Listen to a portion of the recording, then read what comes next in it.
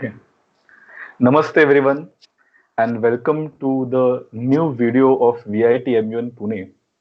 Today we have with us Mr. Varun Jhaveri and he is currently deputed as officer on special duty to the National Health Authority. And Varun sir has worked with a lot of other institutions before serving as an officer on special duty. He has worked with NITI Aayog, he has worked with University of Chicago, he has worked with the United Nations. And Varun sir, we are extremely happy to have you here on today's live stream. Um, Thank you, Aditya, and thank you VIT Pune MUN for hosting me. I welcome all the viewers. Thank you for joining us today. Yes. So for our viewers, I'll just give you a brief context of how this interview is going to be. It is less of an interview. It is more of a conversation between both of us, and we are going to steer this conversation from a macro policy towards a micro policy. We're going Hmm. to first talk about the center's response, then move on to the center state coordination, and finally to some very crucial topics which India needs to now adapt is like mediclaims and public health insurance policies and so on and so forth. So Varun sir will start with the first question. Um, there was a study done by many Indian universities as well as Indian institutions which have said that our initial response in terms of quality could have been better, that we started screening people for temperature on airports, but the quarantine facilities and these came pretty later. Uh, would you say that government of India could have been more proactive as to how could it respond to coronavirus or COVID pandemic? Sure. So, Aditya, when we look at retrospect, any particular intervention, any particular policy that has been implemented, always have areas, which could have been implemented in a better way. And this applies not only to India but across the globe. So, of course, everyone would be having different observations, different recommendation, and I think all of those recommendations are very much valuable. But if you look at the facts, I think India was one of the country which actually responded as one of one of the most early moment when we started the thermal screenings at the airport. When we started building the quarantine centers, especially for the airport travelers, when we put out guidelines about how travelers from various countries, they need to go into a quarantine. We recognize those particular countries. I still remember that how different doctors and different hospitals, especially in the metro cities, they were trained and they were provided support with regard to clinical protocols about how to handle the travelers who are showing the symptoms. So I think we did a lot of capacity building, and we did react quite early, and I think we were quite proactive in the entire setup. But again, saying that, I do agree to the fact that of course there are various areas, because the management of COVID, as we have realized in this last 4 to 5 months, it is not just a management of one or two different aspects. It is a management of various facets, including the clinical management, the logistical control, the contact tracing, behavioral change, taking preventions. So all of these things, how to bring them together, how to engage all stakeholders in this particular management, I think that is very critical. So, of course, there would definitely have been, one or two gaps. Of course, things could have been better. But I think as an early response, India was very proactive. And I want to especially highlight the fact that if we would not have been so proactive in the early days, things would have been very different than what they are right now. Yes. Varun sir, you rightly mentioned about the response from all these stakeholders and bringing them together. Hmm. I would like to ask what stakeholders did Government of India identify in its initial response that they should be first responders to this situation? So, Aditya, let's try to envision this entire scenario into three different stakeholder buckets. And of course, that their stakeholders are are quite beyond that, but I'm just going to focus on the key, key stakeholders. The first and foremost are the citizens. Right. When you talk about the citizens, what happens in COVID is that it is a particular virus which gets transmitted from one infected patient to the other. It is not something which is getting transmitted through water or particularly through air, but it is more from a patient to patient. So the first and Right. foremost stakeholder that becomes actually very important to inform is the patient and the citizens. Now, what the government started from very early days was a lot of awareness. If you remember, the formidable step was taken was to partnership with the Department of Telecommunication and all other telecom operators, wherein Yes. if you are calling any person across anywhere in the country, you Yes. used to get this Corona message. Now, Yes. things like this is actually not very important for people who have access to social media or media. But for Right. people living in rural areas, in far-flung areas, this is a very, very critical message. So number one is that. Number two is that from every particular position of responsibility, the message was delivered about how this is a very dreadful virus and how precautions needs to be taken. From the post of the Prime Minister till the ASHA worker who is a frontline health worker, every Right. particular stakeholder engaged at every step was delivering the message of taking precautions. So I think that was a very, very critical aspect of how this citizens were engaged and how they were asked to maintain this precautions. Stakeholder number two is actually the providers of the care, the doctors and the hospitals and the health workers in general. Now, they are the ones who actually have to do a lot of heavy lifting, Right. whether it comes to the treatment or whether it comes to the testing. So in that particular aspect, what the government started doing is, because there were no established clinical protocols. Of course, it is a severe form of influenza. Its treatment is similarly to how we are treating a very high risk pneumonia or a very high risk severe acute respiratory illness. But there is no particular clinical protocols which are there. So, Right. India, looking at other countries, we developed the clinical protocols. We started training doctors. We started training our nurses, our frontline health workers, and we started informing them about how to actually, test this patient, how to, it is a very complex process, like, collecting the swabs, storing them, testing them, reporting them. It's a very complex process. And I might not be doing justice by just saying, but just want to put Yes. it out that it's fairly Yes. complex. So when it comes to testing, then when it actually comes to triaging, now triaging is something which is very critical.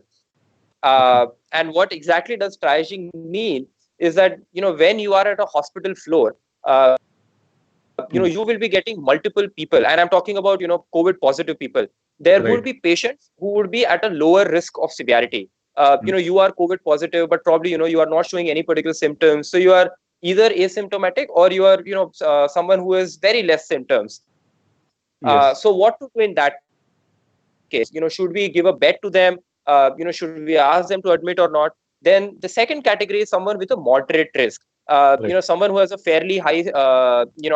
high severity in terms of one particular symptom. You have either very high fever or you have very high cough. What to do in that particular patient? And the third Mm. one is the riskiest one, which is a patient who has high symptoms, but at the same time also has some sort of a comorbidity. So what we have Right. witnessed is patients, let's say having high blood pressure, or patients with breathing problem, Mm. with COPD or asthma. So these patients, they become a very highly risk patient. So Mm. when you have these three different types of patients who are coming to hospitals, have to Mm-hmm. make that decision that who will get what bed, what Yes. is the treatment regimen which needs to be followed. So this is the triaging, and this is something that there was a lot of capacity which was built, because the government of India can't suggest that how to Yes. triage patient by patient. It is the Right. doctors who need to take this call. Absolutely. So and at the same time, a lot of training through online modules was given to ASHA workers, Mm. how to go, because they are the hands and feet and eyes at the village level, about how to Absolutely. ensure that people at that particular levels, they are getting that awareness. So a lot of Mm-hmm. training was done at that level.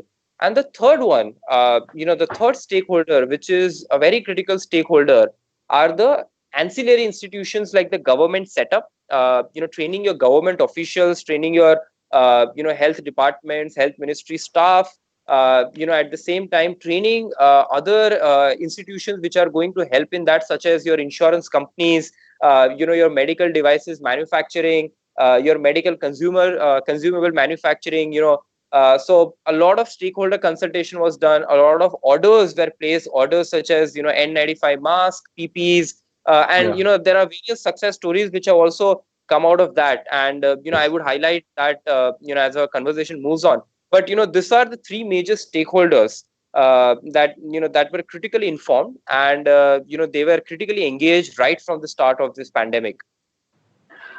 Uh, Varun sir, you mentioned about capacity building and Hmm. how these things were very necessary because we did not have a standard operating procedure in terms of dealing with this kind of virus.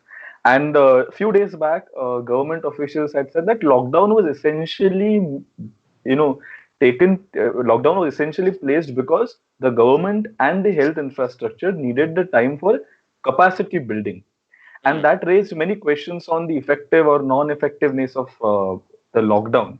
So, what would you say about how much or how much not the lockdown was effective?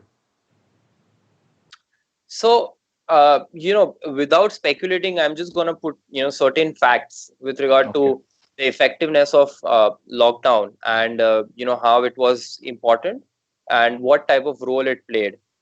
So, the first and the foremost fact that we need to understand is that, the COVID virus, and for that matter, any particular virus, Mhm. the rate of transmission of that Mhm. particular virus is defined by something called R naught. Now, Mhm. this R naught is nothing but what is the type of rate of spread that through which this particular virus is getting spread. If I have to explain in a very layman language, it means that how many people will one particular COVID patient affect. So Okay. that is what R naught is. So Mhm. before lockdown, the R naught was somewhere around 1.85, and Okay. after lockdown that R naught got decreased and it became to 1.23. So I think that itself is a commendable decrease, and that solely happened because of the type of lockdown. Of course, Mhm. the effect of that, it differed from state to state depending on how religiously the lockdown was followed or implemented. But overall, this zero point 0.6 decrease that happened in R naught, I think that Mhm. itself was a quite a big achievement.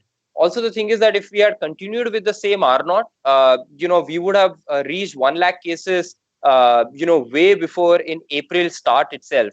And, Yes. the lockdown started in 25th March. So with that R naught, probably we would have reached 1 lakh cases sometimes in, the first week of April itself.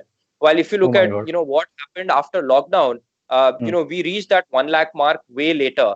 And, this R naught is the one which we really need to, decrease. So what it says is that when R naught goes below 1, the curve starts flattening, which means that when we actually talk about the flattening of the curve, that means that the cases at which the active cases and the rate at which they are growing, they have fallen. So Right. when that rate of active cases becomes negligible, that's when the Mhm. curve starts flattening. So that is point number one. Mm. Point number two is what you mentioned, Aditya, with regard to the building capacities. So you know let me highlight two different points. First Mm. is with regard to the testing, and Mm. then the second point is with regard to the treatment. So when we talk about the testing, when we started this particular COVID testing, the COVID testing process involves various components. Number one is the swabs. Number two is building capacities about how to do the test.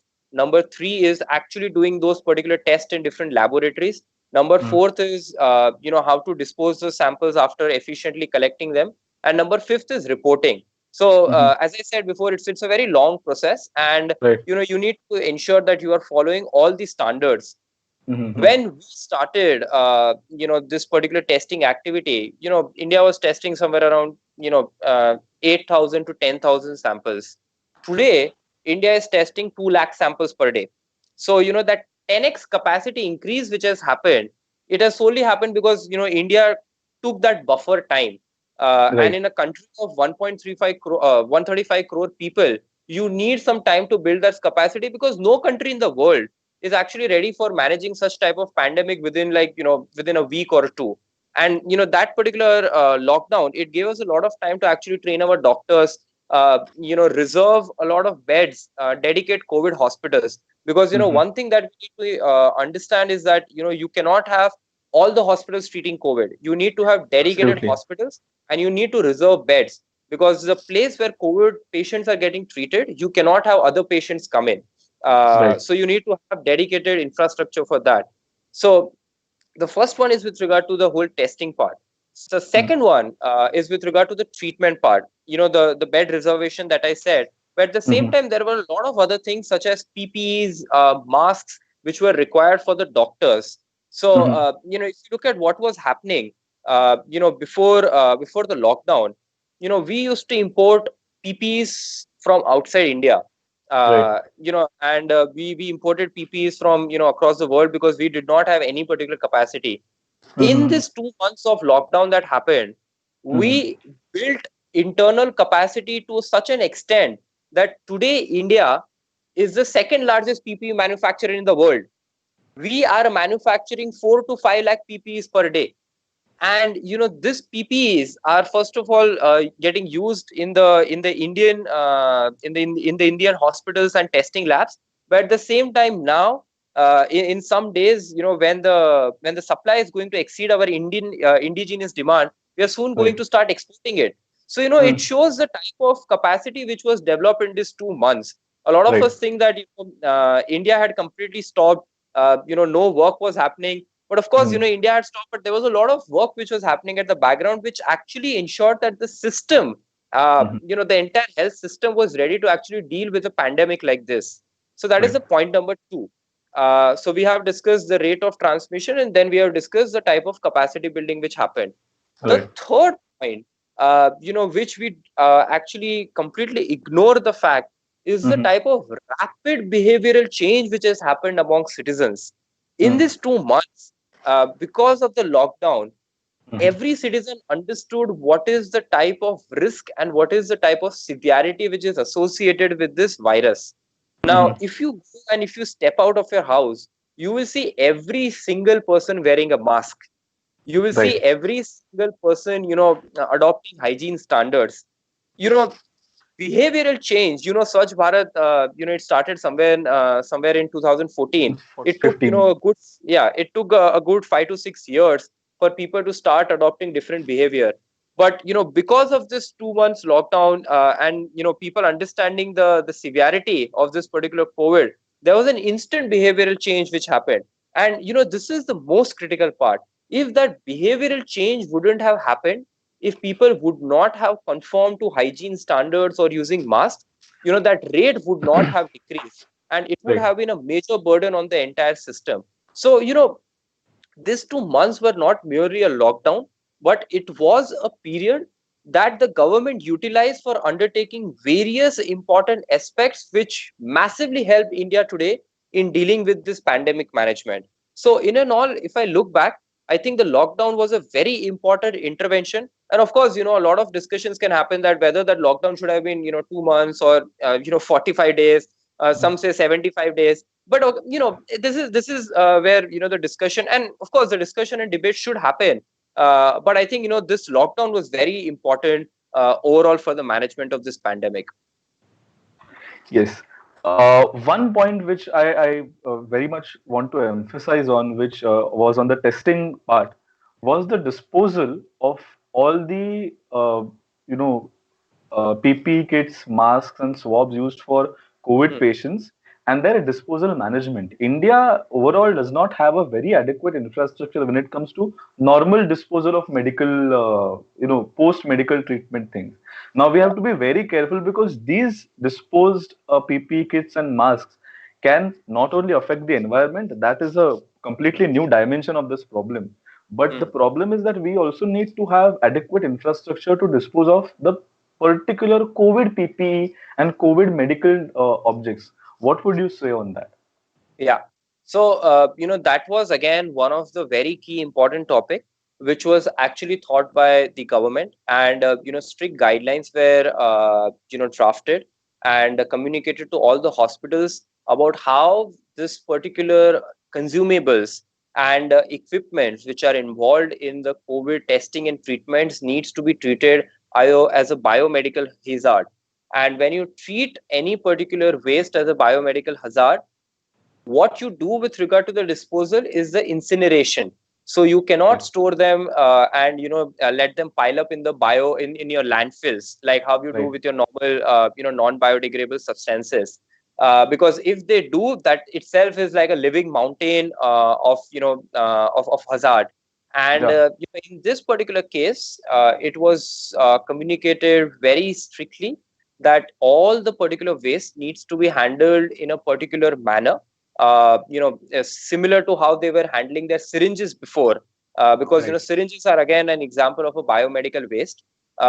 Point number two is that there were several different agencies, Hmm. which are actually contracted for this by various hospitals, whose main aim is to collect this particular biomedical disposal waste and take them to the landfills for actually getting incinerated. So a similar type of a protocol was followed. But I think this particular piece is something which is very new, not only to India, but to the world. And, Right.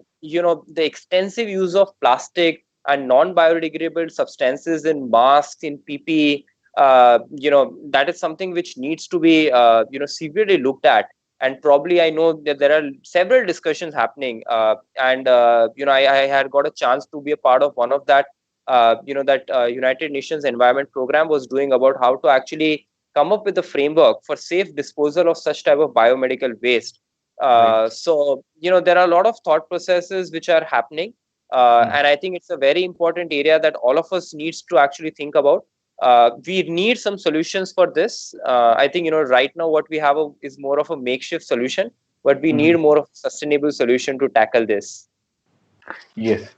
Uh, and going with the previous answer about how we can manage this problem sustainably, Hmm. another negative externality of this lockdown was what we saw as a mass exodus of the migrants from the metropolitan areas to their villages areas, and this kind of poses two questions. One is there no safety net for migrants when we have any kind of crisis, not just now, but any future kind of crisis? And Hmm. second, is the excessive urbanization which we are facing right now, because so many people, there's no cross migration. The migration is unidirectional and it's from the cities to their own villages. So, addressing the first point, do we have no safety net in terms of survival and sustainability for the non-registered informal workers, as we say them in legal term, to survive when almost everything is shut? That's a of course a very interesting area of discussion. But let me put out my particular perspective on this.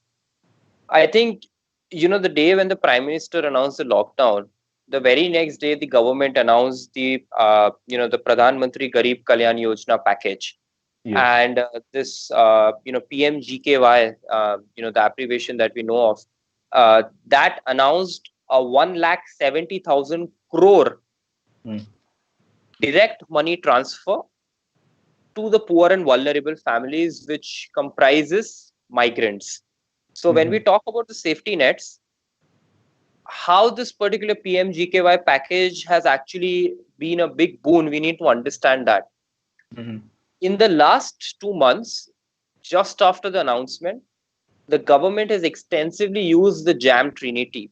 The JAM Trinity, which includes the Jandhan account, the Mhm. Aadhaar, and the mobile accounts which are linked with this Jandhan and the Aadhaar.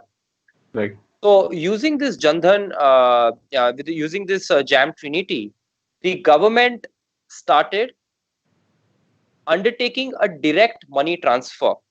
And this particular direct money transfer was directly given to the Jandhan account holders. So, till now, till today, we know that a very huge sum of money has already been disbursed and has already been received by this particular sections of our society, which is poor and vulnerable population. Right.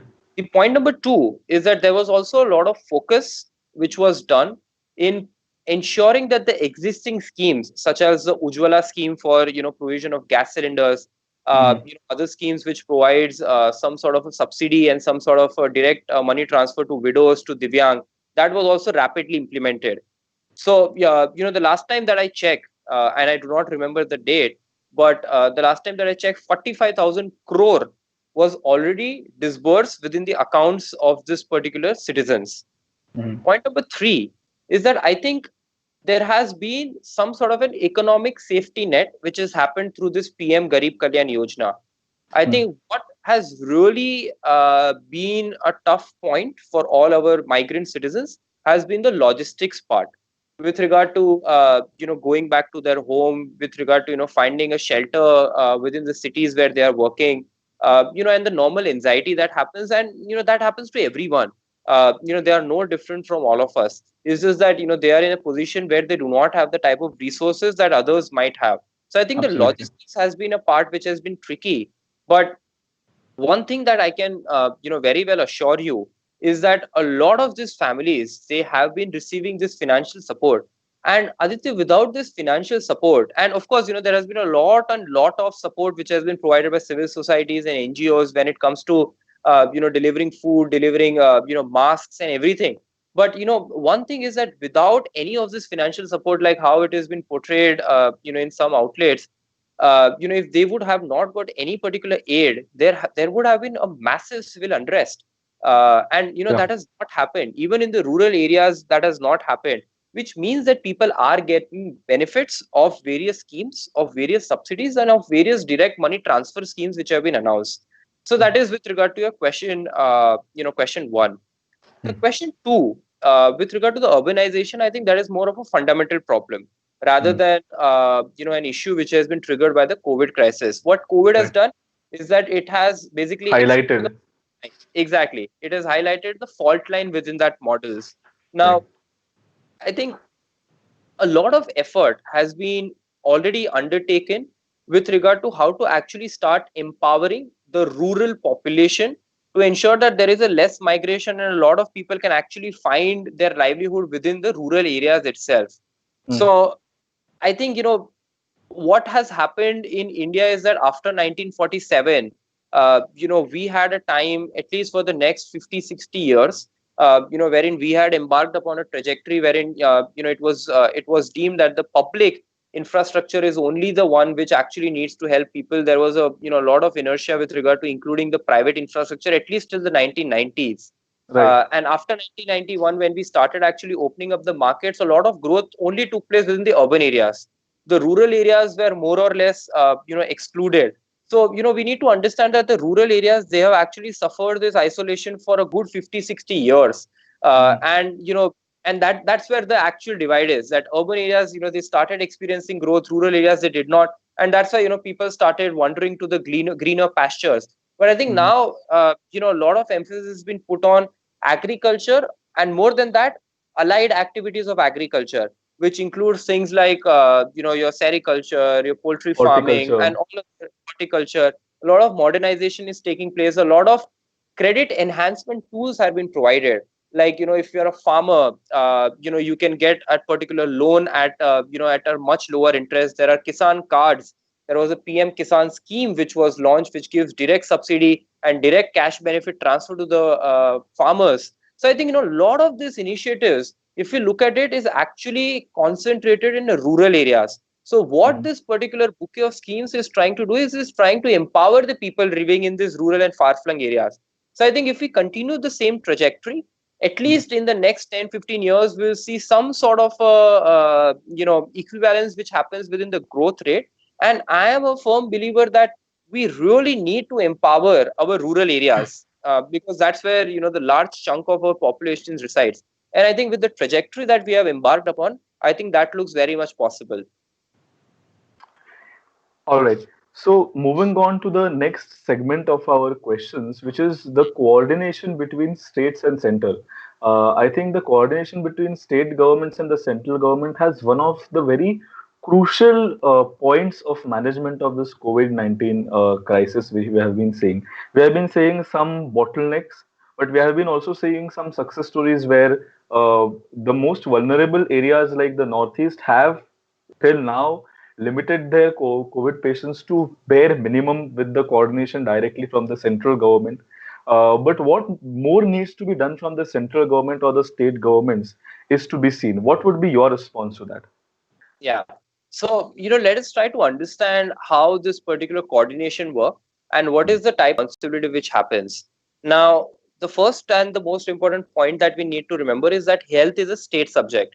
So, a lot of infrastructure, a lot of resources, including hospitals, labs, doctors, especially the public infrastructure within a state is actually controlled, owned, and maintained by the state.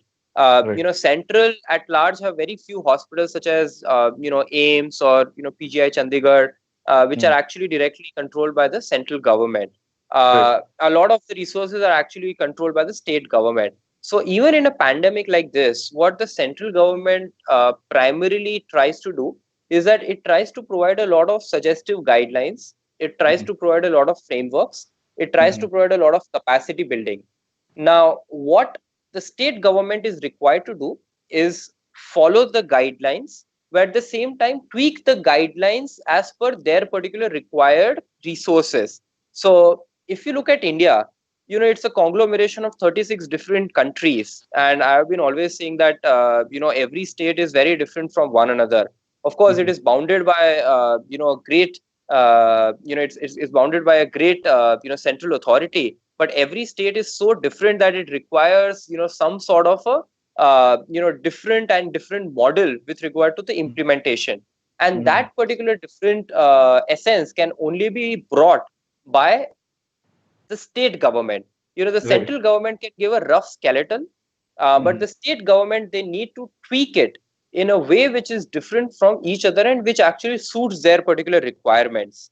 Now, if you look at the primary role is that the state, it actually receives a guideline. It basically looks after what are the existing condition and challenges within the states, and based Mhm. on that, it takes a call. Even if you look at the lockdown, and when the lockdown was gradually getting eased, different states had different policies. Some said that Right. you can open this establishment, others said you can open the other establishment. So for that matter, states are the ones which have a lot of autonomy when it comes to implementation. So as a Mhm. point number two. Point number three is with regard to the fact that if we look at the planning, and if we look at a lot of processes which are involved, such as contact tracing, Mhm. contact tracking, providing the different teleconsultation services, ensuring that the labs in their particular states have have proper capacity to actually undertake testing. All this Right. is something which comes under the ambit of the state, and that Mhm. is the primary reason why we see different sort of progresses which have been made by different Mhm. states and different union territories. Some Right. states have done a phenomenal job when it comes to contact tracking, when it comes to tracing the surrounding patients near a COVID positive patient. While some states, they haven't been able to undertake this particular task with similar success rate. The other thing is that a lot of these states, I know that they have done extensive preparation in terms of dedicating different COVID hospitals and reserving the beds and all. And that is really showing up when it comes to the morbidity rate, or when it comes to the type of positive rate of testing to the number of samples which have been tested, and that's why there Mhm. are a lot of differences even across the states and their performance. So I think if we have to if I have to just summarize, the central, it prepares and it helps the particular states with different sort of a guidelines with a rough implementation framework, but finally it is the states and the local district authorities which actually needs to undertake this implementation by making sufficient tweaks in that. Um, Varun sir, you work as an officer on special duty for the National Health Authority. Yeah. How has been the role of National Health Authority in tackling and especially giving different guidelines, working with ICMR side by side when it comes to the scientific part and the medical part of the COVID-19 crisis in this period? Yeah. So, the first and the foremost thing that we did was that we announced that the COVID-19 testing and treatment would be free for all the Ayushman Bharat beneficiaries, and we cover around 55 crore citizens. So Right. that itself, what it did is that it took out, the anxiety of any sort of a financial burden on the poor and vulnerable citizens who cannot afford testing and treatment. So Mm-hmm. we said that Ayushman Bharat would be covering your testing and treatment either at the public facilities. Public facilities is already free, but even at the private facilities. And we have 22,000 hospitals right now with us, out of which some of them are COVID dedicated hospital, even in the Right. private. So all of them, can offer this particular services to all the Mm-hmm. Ayushman Bharat beneficiaries. So that is the point number one. Point number two is, we rapidly empaneled a lot of COVID dedicated hospitals, but at the same time, even non COVID hospitals. So, Mm-hmm. we expeditedly ensure that more and more hospitals they become a part of our network. So, we made the empanelment procedure a bit more flexible, Mm-hmm. because we needed more hospitals at that point of time. And one point that we often miss is that with the inception of COVID, the demand and the need for the non-COVID diseases and treatments hasn't decreased. So it is Right. not that the people have stopped taking treatment for their heart diseases or for chemotherapy or for dialysis. And Absolutely. non-COVID services are extremely important. And in a lot of times they are more life-threatening than the COVID related ailments. So we were very much focused on both the COVID related ailments as well as the non-COVID related ailments. Point number three is that we also started directly empaneling a lot of private labs. Mm-hmm. So if you look at our existing model, the model before COVID, we generally used to empanel the hospitals, and then the hospitals, used to have some sort of a contractual arrangement with labs which might be within their hospitals or which might be, outside the hospitals. So it's the hospitals which deal with that, and then we reimburse to the hospitals, and then the hospitals have the contractual arrangement to deal with the Right. labs. But in COVID, where testing is such an important component of identifying and in the entire response, we started directly empaneling the labs so that any particular patient, after getting the necessary precaution, can actually go to the lab and can get this free testing in the empanel labs if he or she is a Ayushman Bharat beneficiaries. Mm-hmm. So this is the third thing that we did. After that, we have done a lot of other technical activities, such as one example of that is that if you use the app Arogya Setu, Mm-hmm. it is also a sort of a triaging mechanism wherein Right. you either say that you are at no risk, or you are at a moderate risk, or you are at a high risk. So the Mm-hmm. patients who actually enter that they are at a moderate risk or they are at a high risk, there needs to be some sort of a follow up which needs to be done. Right. So Ayushman Bharat has been extensively involved in following up this particular activities with the patients who are at a moderate risk or who are at the high risk. And Mm-hmm. based on the follow up, then we also help them recommend what is the next plan of action. And we have both non-clinical as well as clinical experts who do this particular follow up. So, of course, there are a lot of things that are also in work right now, Mm-hmm. but these are some of the key things that we were involved in. Varun sir, you mentioned Ayushman Bharat Yojana when it comes to testing. Yeah, In few days ago, we saw some news channels covering that how much private hospitals have been charging absolutely higher rates for COVID-19 treatments, and there is somewhere insurance and mediclaim as a sector comes in. And with Ayushman Bharat Yojana, when the provision is that per family 5 lakh rupees for secondary and tertiary hospitalization and care. When this virus is something which spreads from one person to another person and it makes the whole family vulnerable, do you think the government needs to expand the bracket of Ayushman Bharat Yojana now to cover not just families but at least individuals with Ayushman Bharat? yeah. So how Ayushman Bharat works is that Ayushman Bharat does not pay the hospitals the charges that they want to simply levy on citizens. Mhm. Rather, it's a predetermined package rate. So, it is not that if I am going to a private hospital, a private hospital might charge me, let's say, 25,000 per day, for just getting a room for COVID treatment. That's not how, Ayushman Bharat works. Rather, what Ayushman Bharat does is that we enter into, some sort of a arrangement with a hospital with pre-negotiated rates, and these rates are more or less uniform across the country. So it is not Okay. that, and these are the rates which are very similar for private and the public hospitals. Of course, there Hmm. are some particular differential incentives depending on the quality of care which is provided by hospitals. But Hmm. what that leads to is that no particular private hospital can actually make any windfall gains in there Right. or do any sort of a major profiteering, Hmm. but at the same time ensure that they participate in Ayushman Bharat and provide this particular treatment to our beneficiaries. So when Hmm. we are covering this 50 crore plus beneficiaries, we ensure that there is a sufficient volume of beneficiaries which is happening across the country. Right. Just to give you a scale, in last 20 months, we have provided treatment to more than 1 crore beneficiaries. And the total, amount which has been pre-authorized has been more than 13,500 crores. And we have 22,000 hospitals which has been implemented in 33 out of Hmm. 36 states and union territories. Hmm. So it's the world's largest publicly funded healthcare program. So the scale is huge. What we try to ensure is that there is a good synergy between the public system, between the private systems, between the government, between the citizens. But at the same time, we ensure that no particular entity is getting any particular windfall gains through this. Varun sir, will take one last question and then we'll move on to Sure. the questions from the viewers.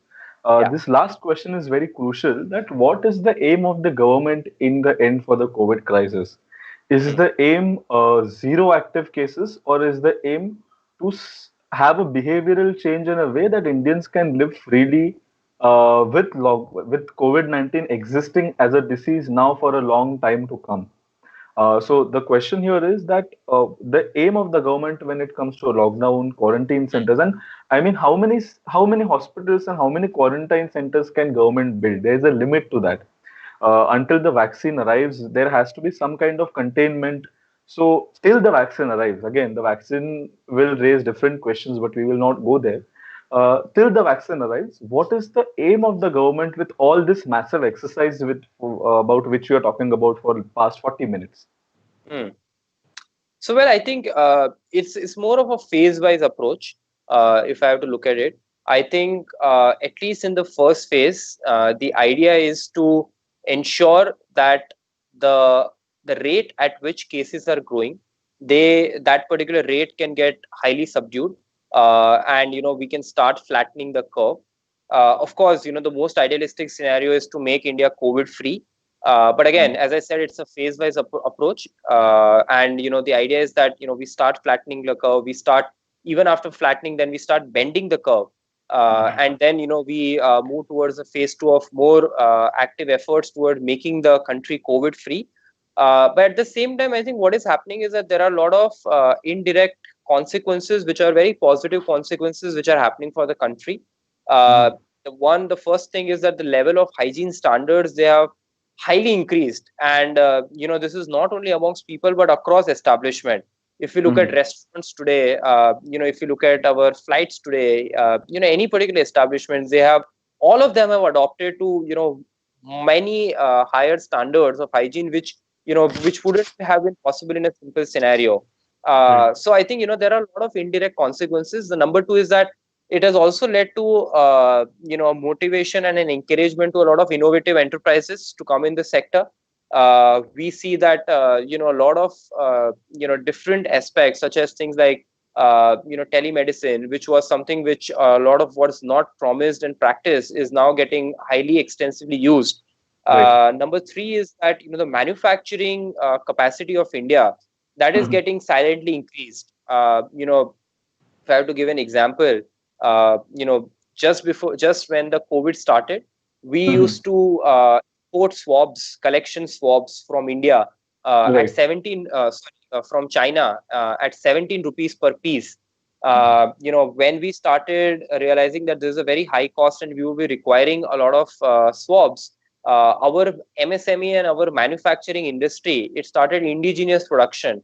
Today, after Mm-hmm. 2 months, we are making all the swabs within India, and the cost of that swab is less than 2 rupees.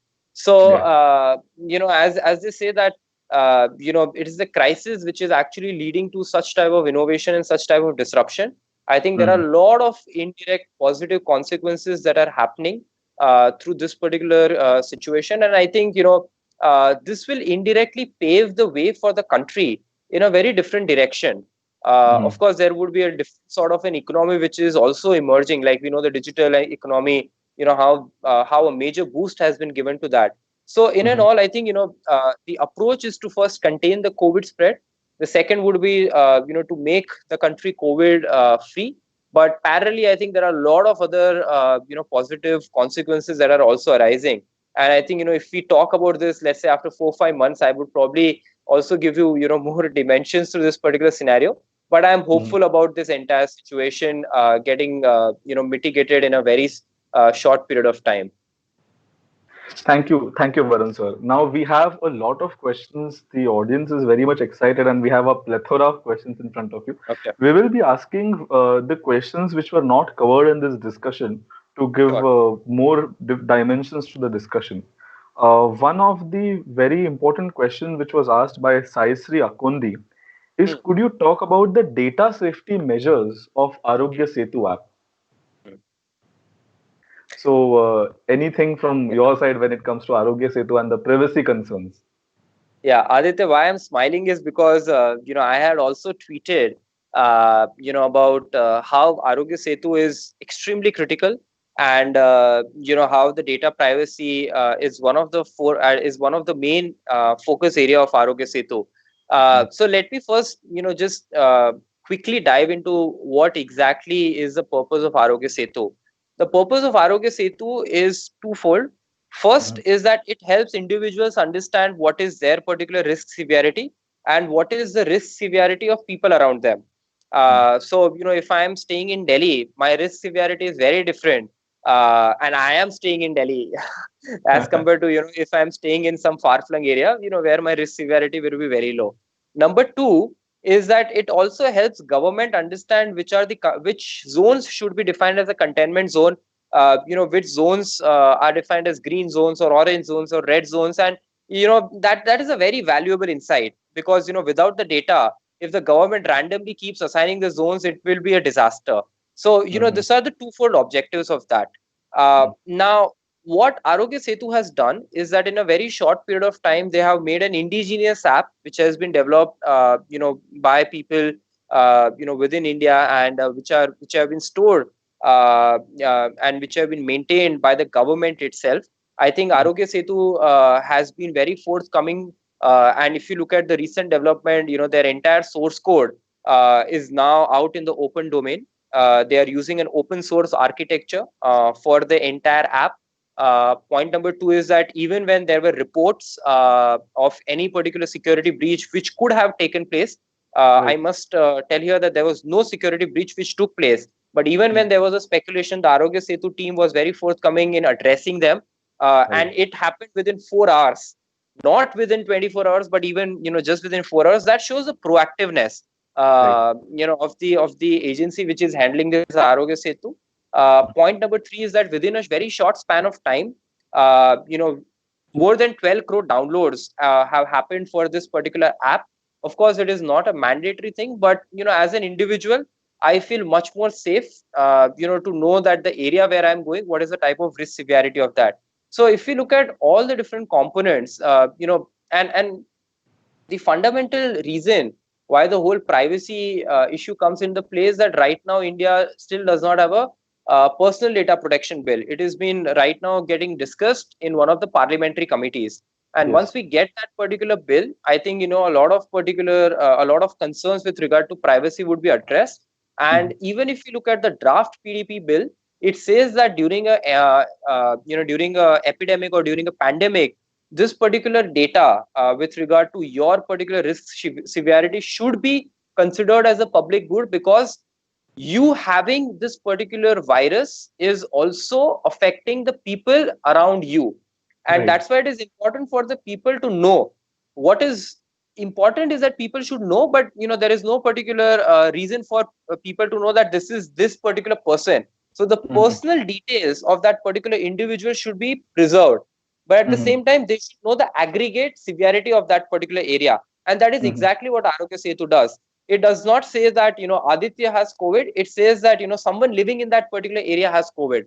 So Right. it gives you information. It gives you certain data points, but still maintains the personal privacy of that particular individual. I think it maintains the message which the lady on our ringtone gives, that Yeah, हमको बीमारी से लड़ना है, बीमार से नहीं. बीमार से नहीं, So बिल्कुल. that so that That's is the that is the kind needs to of be fought. Yes, absolutely. one question which Vikrant Bhalerao asks us is, how important are non-governmental organizations in such crisis situations, and how reliant is the government on such NGOs to reach to the grassroots? I think when we talk about Corona warriors, they are not only restricted to doctors or the nurses or to the ASHA workers. They also expand to a lots and lots of good Samaritans, who actually come forward and who have actually volunteered. I know about hundreds of good not-for-profits and NGOs who have been extensively involved in the in the management of pandemic through providing very timely relief. I have Mhm. personally seen myself volunteers going and distributing food, distributing different sort of relief material like mask, like blankets, like providing shelter relief, and even things like feeding the dogs. So I have seen a lots and lots of great NGOs coming forward and working on the ground. And as I said, it is not the government which is fighting this pandemic. It is the country which is fighting the pandemic. And when we talk about the country, it is the citizens, the NGOs, the government, the private sector, every particular stakeholder which resides within the ambit of this country, which is fighting and which has to fight this pandemic.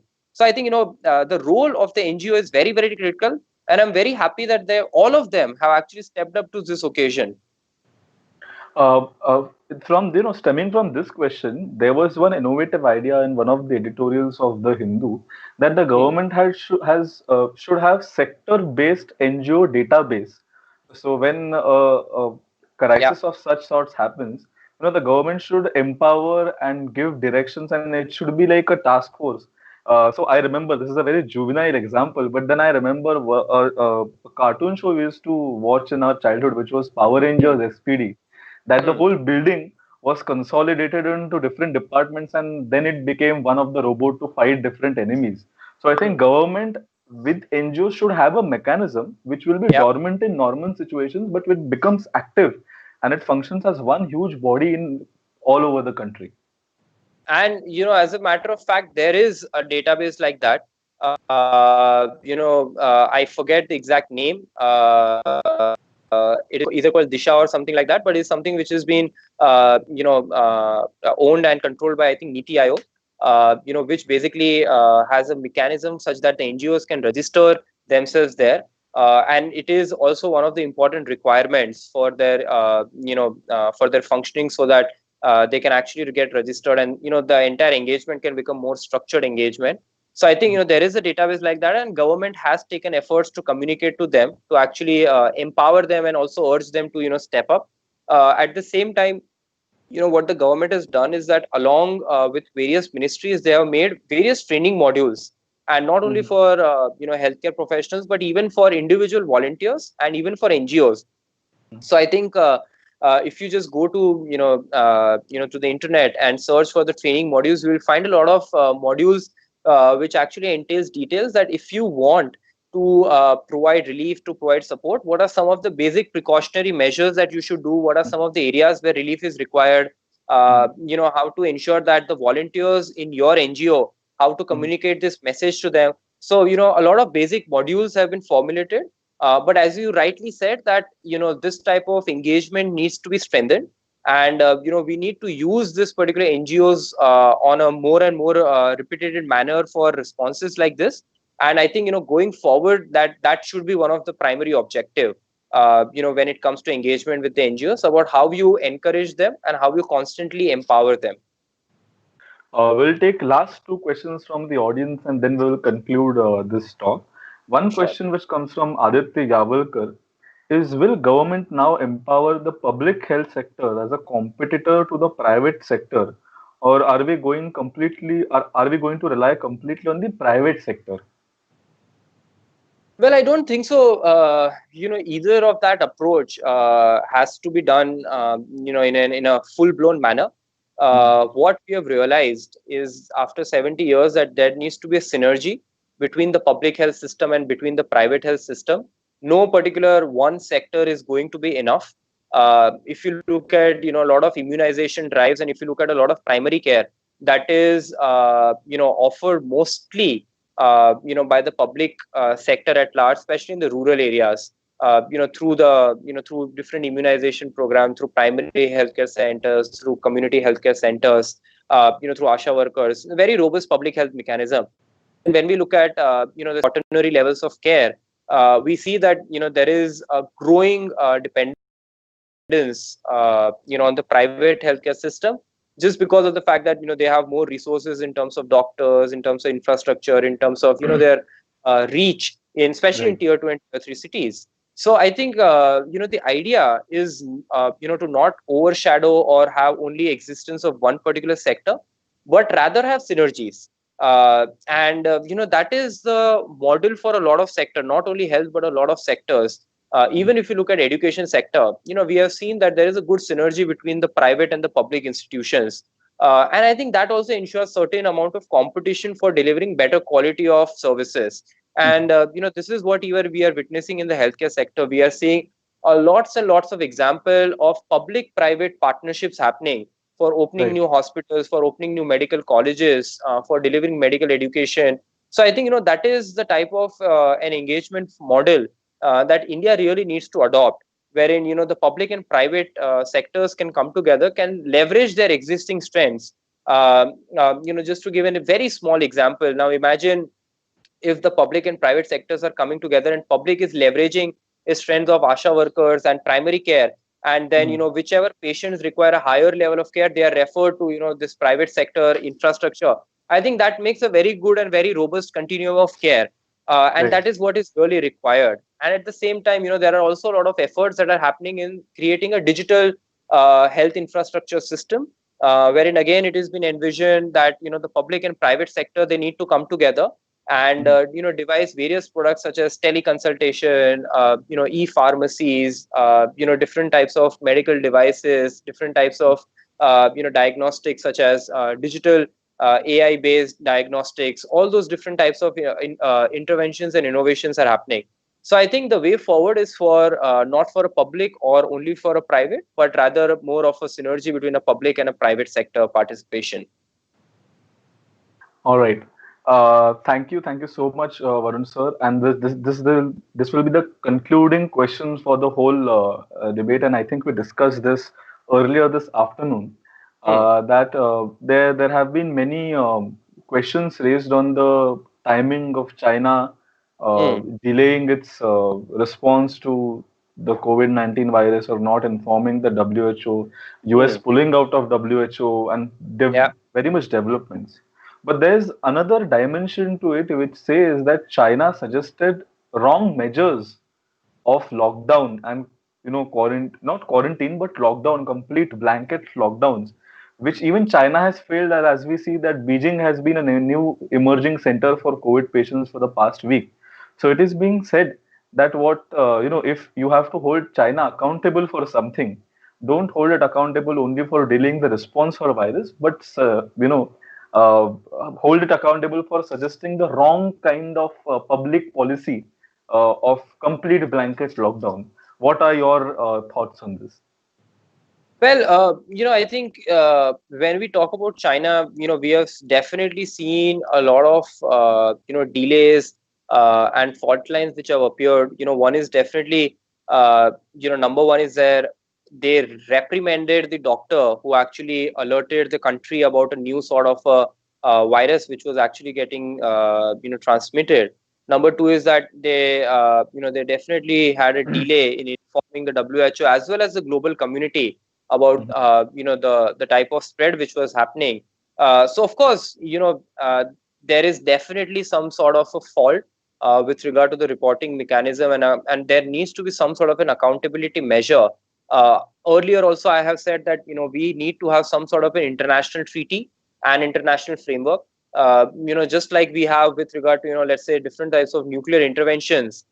We Mhm. also need to have such type of interventions with regard to the outbreak of a pandemic, Mhm. which ensures that the country, whenever it detects a particular pandemic, has to report on a real time basis to the global community, because it is no the world is so interlinked and interconnected that no longer it is a backyard problem for a country, but it is a global problem. So of course we need some major interventions in that particular part. With regard to your second point, that China suggested wrong measures. uh, of course, as I said before, that when we talk about the lockdown, when we discuss the lockdown, uh, there would be very differing viewpoints with regard to Mhm. whether the lockdown was required or not. Mhm. And again, it just comes down to measuring the efficacy of lockdown through facts and figures, Right. and depending on whether that country required a lockdown or not. So, if I have to give an example of, let's say, if there are few Nordic countries which have a good health infrastructure, and wherein the viral load is relatively less, probably they don't require that type of lockdown.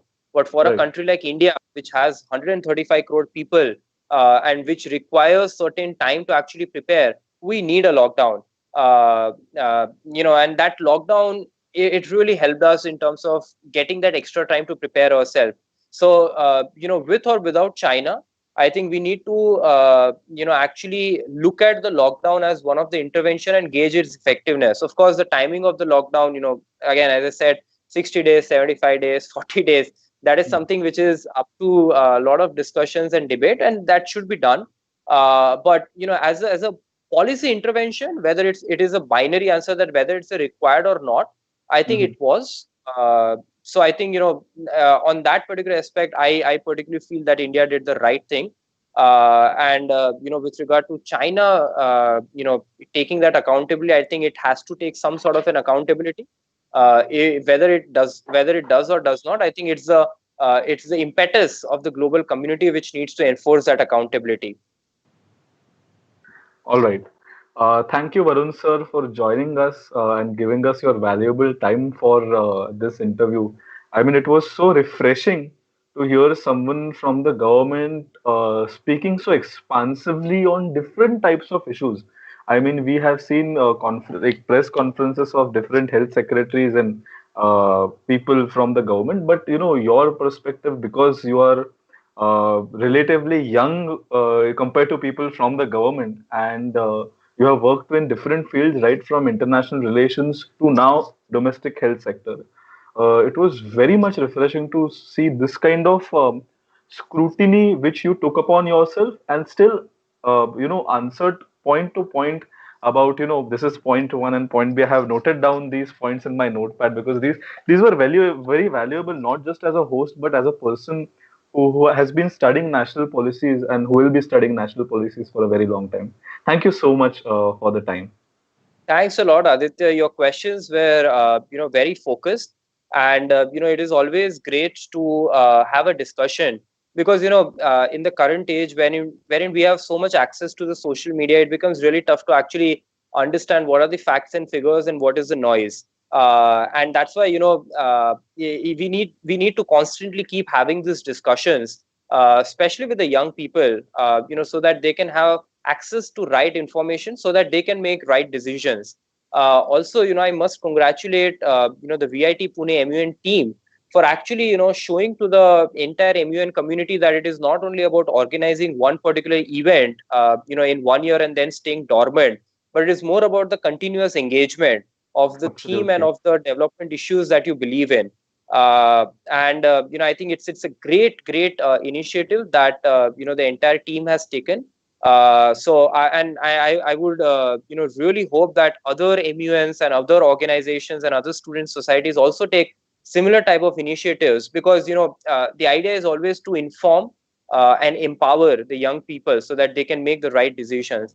Also, Aditya, thank you for asking me such great questions. I have been also following your Instagram, which is the Bharat Bhagya Vidhata.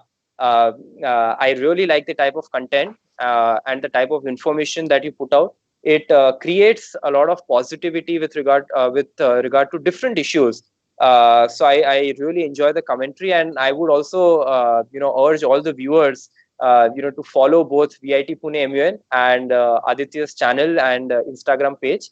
I think what you guys are doing is simply fabulous, and we need more heroes like you and the entire VIT Pune MUN team to take forward this movement. Thank you so much, sir. Thank you, all the viewers, especially for joining us in such a large number, as well as asking us very pressing questions into different regards. We did not take a lot of questions because we had taken those subjects in our discussions previously, but then the questions which were unique, which could bring dimensions, were taken up. So, thank you, everyone. Thank you, especially to you, Varun, sir, for joining us. Thank you. Thank you. It was great talking. Thanks. Yes.